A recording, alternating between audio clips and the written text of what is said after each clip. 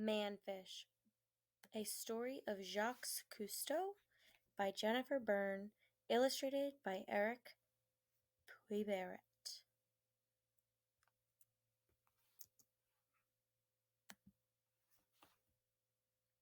Bubbles rising through the silence of the sea, silvery beads of breath from a man deep, deep down, in a strange and shimmering ocean land of swaying plants and fantastic creatures, a manfish swimming, diving into the unknown, exploring underwater worlds no one had ever seen, and no one could ever have imagined.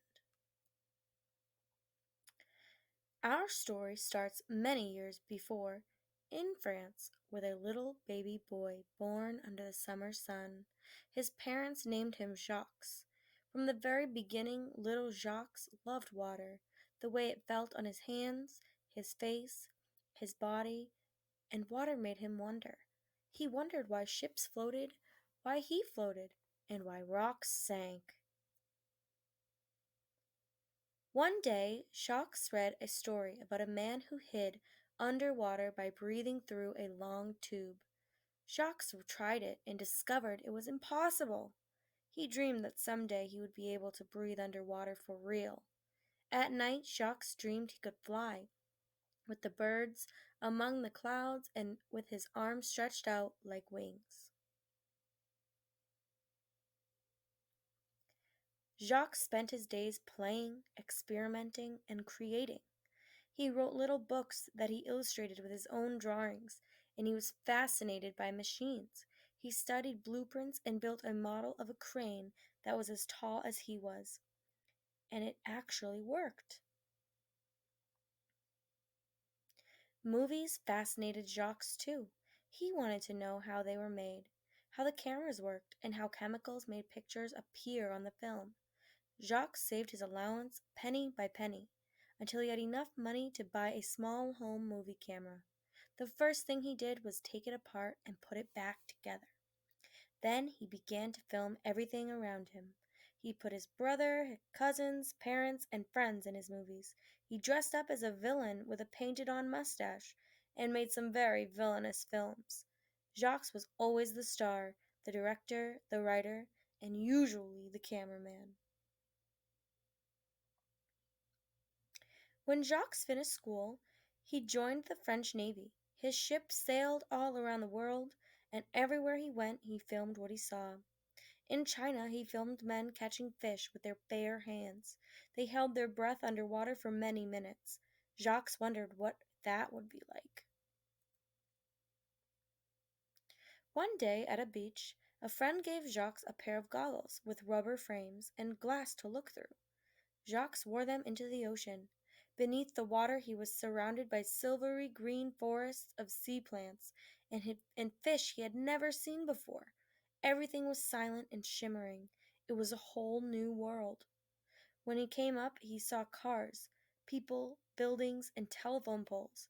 Once again he went below into the magical underwater world.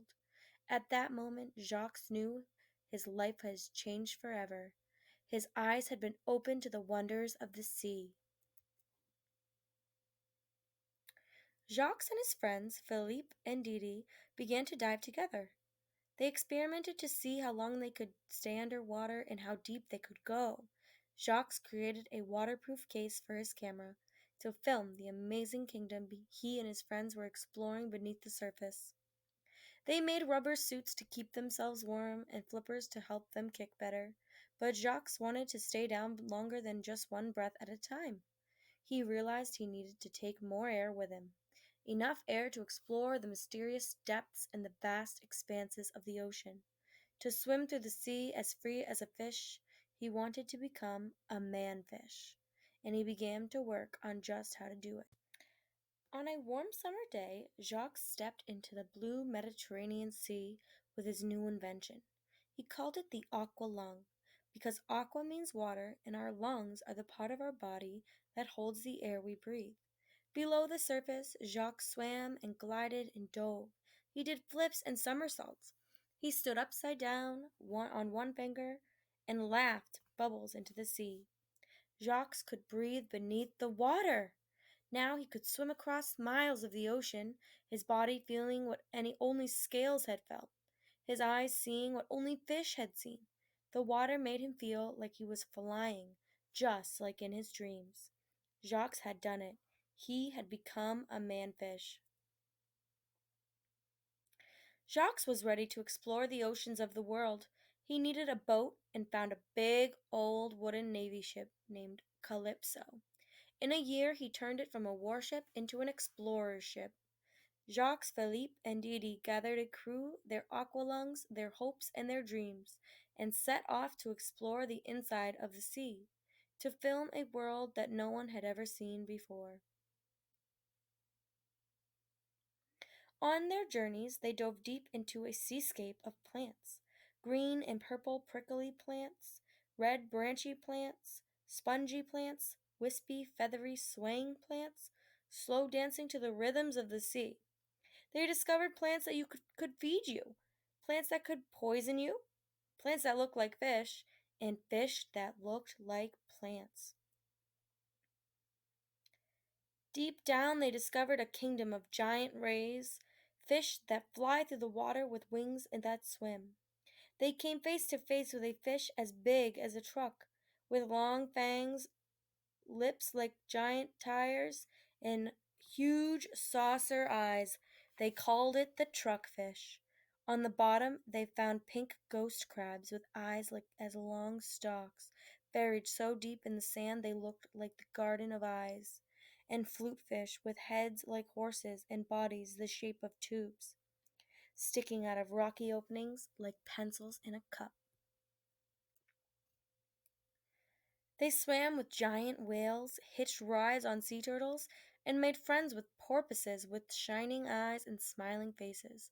They filmed fierce and frightening sharks so strange and dangerous Jacques and his crew had to build cages, not for the sharks, but for themselves, so they could make their movies without being eaten. Everywhere the Calypso went, Jacques and his crew made films of what they saw, films that played in movie theaters, films that played on TV.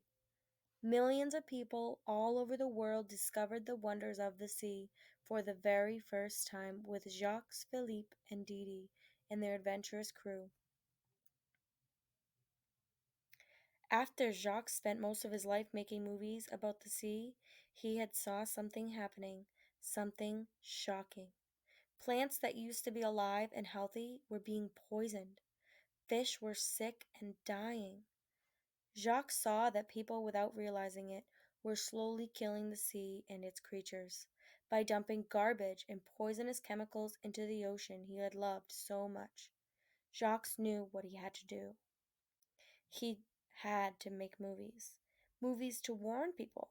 Movies to save the sea. Jacques also spoke to presidents, to kings and queens, to people all over the earth, asking them to help save our oceans, our planet. And he spoke to children. Jacques dreamed that someday it would be you, exploring worlds never seen, never imagined. Whole new worlds, silent and shimmering, worlds that are now yours to discover, to care for, and to love. The end.